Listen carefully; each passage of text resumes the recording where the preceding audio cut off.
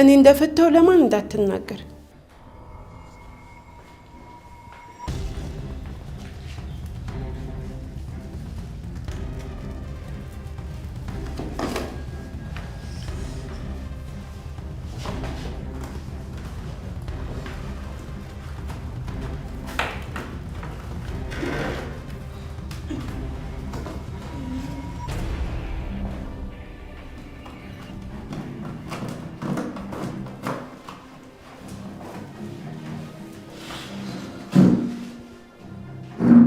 እንዴ ምንድነው የምታፈጥብኝ? ልትመታኝ ነው እንዴ?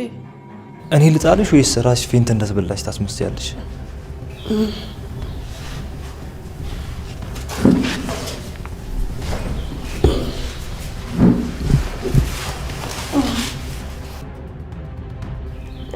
እንዴት ነኝ?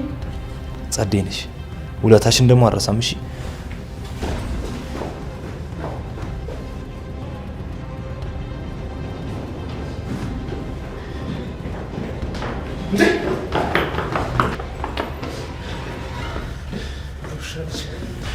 ሸርጅ አልቆም።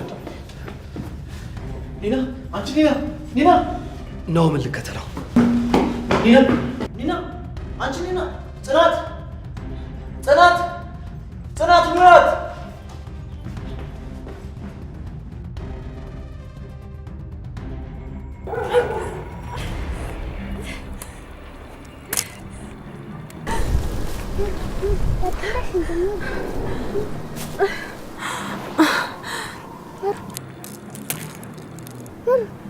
Muratanes.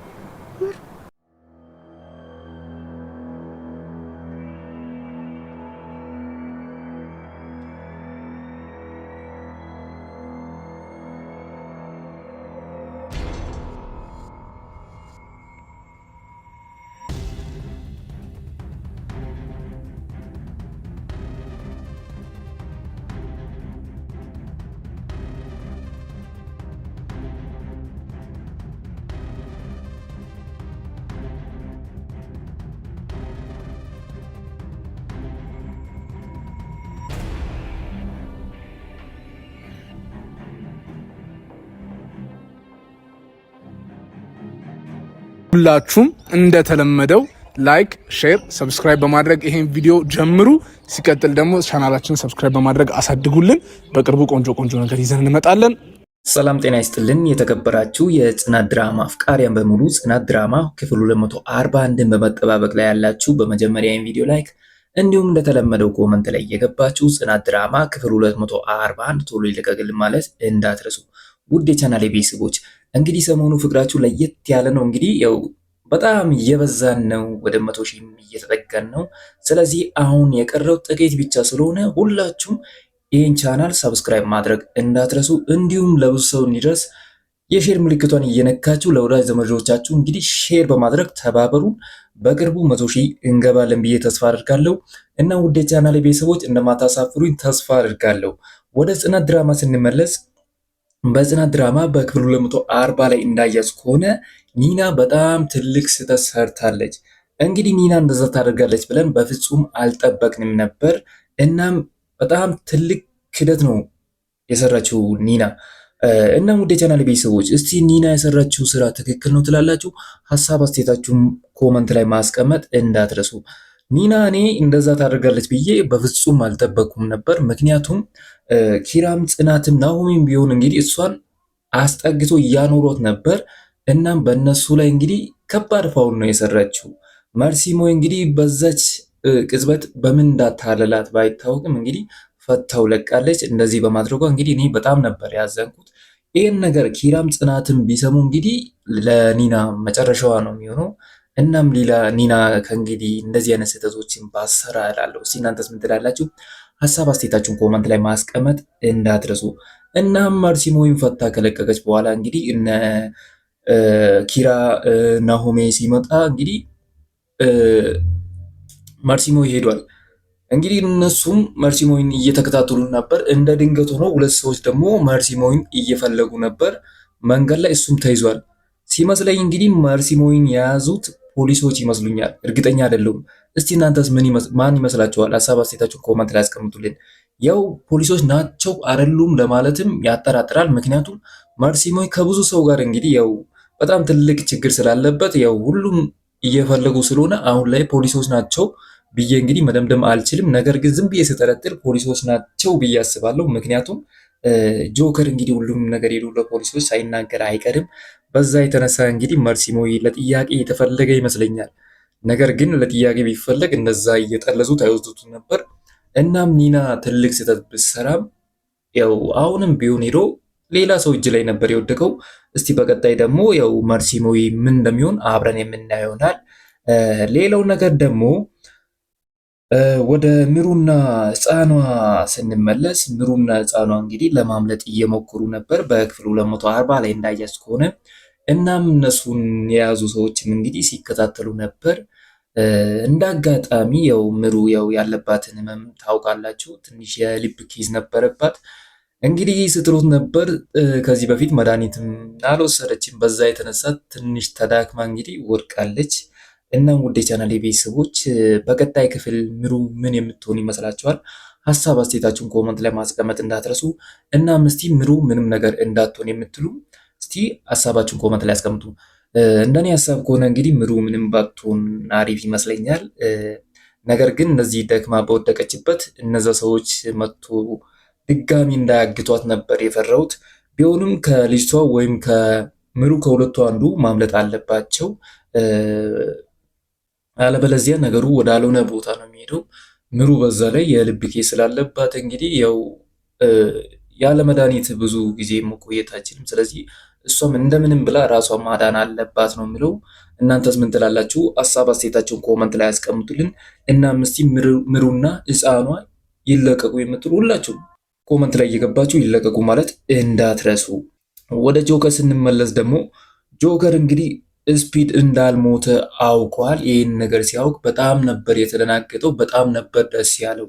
ከዚህ በፊት እንግዲህ ማርሲሞይ በስፒድ እያስፈራረው ነበር። ስፒድን ገለዋል በማለት እንግዲህ እሱና ሰኒም በጣም ሲያስፈራራቸው ነበር። አሁን ላይ ጆከር ደግሞ ስፒድ እንዳልሞተ ከዚህ ሴራሁ ጀርባ ስፒድ እንዳለም ተረድቷል። ይህን ነገር እንግዲህ ያው ለቅዱሴም ተናግሮ ነበር።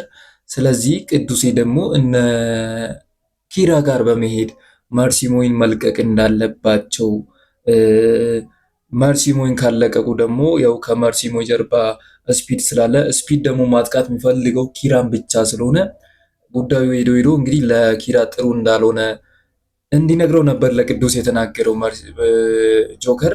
እናም የተባለውን ነገር ቅዱስ የሚሩ እንግዲህ ለኪራ የተናገረ ይመስለኛል። እናም እንግዲህ አዲስ እቅድ እያወጡ ነበር ማርሲሞ ያመለጠው። እናም በማርሲሞ ማምለጥ እንግዲህ ያው ደስ ባይለኝም ሄዶ ሄዶ በፖሊሶች እጅ ስለወደቀ ትንሽ ደስ ብሎኛል። ምክንያቱም ናሆምም እንግዲህ ኪራም እንደዛው እሱን አግተው ማየውን ነገር ውስጥ ከሚገቡ ጉዳዩን ለፖሊስ አሳልፈው ቢሰጡ ባይነኝ።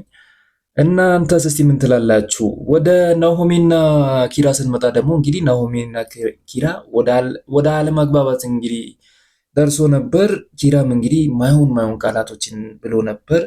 እንደሚታወቀው ናሆሜና ኪራ በጣም የሚዋደዱ ጓደኛሞች ናቸው። በዚህ ጊዜ ደግሞ ኪራ ከናሆሜ ጎን መሆን አለበት እንጂ የናሆሜን ጥፋት ከዚህ በፊት የሰራውን ነገር ለቃቅሞ እያወጣ እንግዲህ የጥፋተኝነት ስሜት እንዲሰማው ማድረግ አልነበረበትም።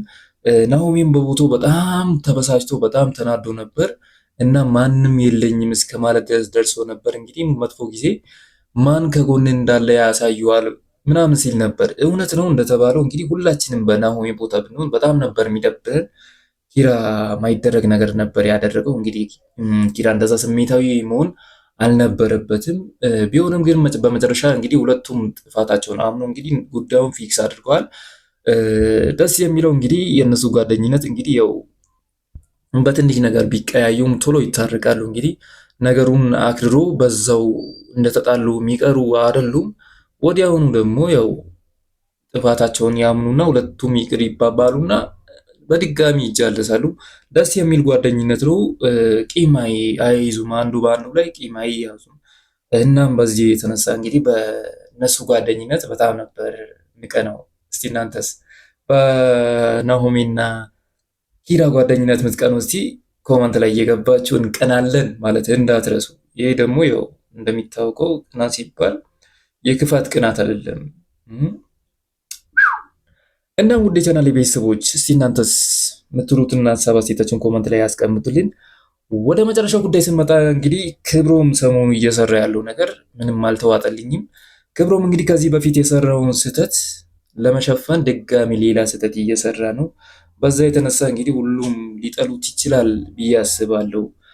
ኒና እንግዲህ ያው ስትደበቅ ነበር፣ ከክብሮም ስትሸሽ ነበር። ክብሮም ኒናን ካልገደልኳት እያለ ነበር። እንደዚህ ማድረግ አልነበረበትም። ክብሮም በጣም ትላልቅ ስህተቶችን እየሰራ ነው። አሁን ላይ ወደ በፊቱ ማንነት ቢመለስ እላለሁ። እንግዲህ አሁን ላይ ሁሉም ነገር በራሱ እጅ እያበላሸ ነው። ኒናም ሰኒም ተመልሳ እንዳትመጣ እያደረገ ነው። እሱ ቢለወጥ የበፊቱ ማንነት ቢኖር ሰኒም የመመለስ አጋጣሚ አለው። አሁን ላይ ግን ሰኒ የቆረጠች ይመስለኛል። ካሁን በኋላ የኔና የእሱ ነገር አብቅቷል ምናምን ስትል ነበር። ያው ምንም ማድረግ አይቻልም። አንድ ያለቀ ነገር አልቋል። ስለዚህ ክብሮምም እንግዲህ ማየውን ነገር ውስጥ ከምገባ ነገሩን በስድስት ብትው እላለሁ። እስቲ እናንተስ ምን ትላላችሁ? ሀሳብ አስተያየታችሁን ኮመንት ላይ ማስቀመጥ እንዳትረሱ። እና ውድ ቻናል ቤተሰቦች እስከዚሁ ድረስ መምጣታችሁ ካልቀረ ሁሌም እንደምላችሁ ለዚህ ቻናል አዲስ ከሆኑ ሰብስክራይብ፣ እንዲሁም ይህ ቪዲዮ ለብዙ ሰው እንዲደርስ ላይክ ማድረግ እንዳትረሱ እያልኩ እኔ ከወዲሁ ልሰናበታችሁ። ሁላችሁም በያላችሁበት መልካም ጊዜ ይሁንላችሁ። ቻው።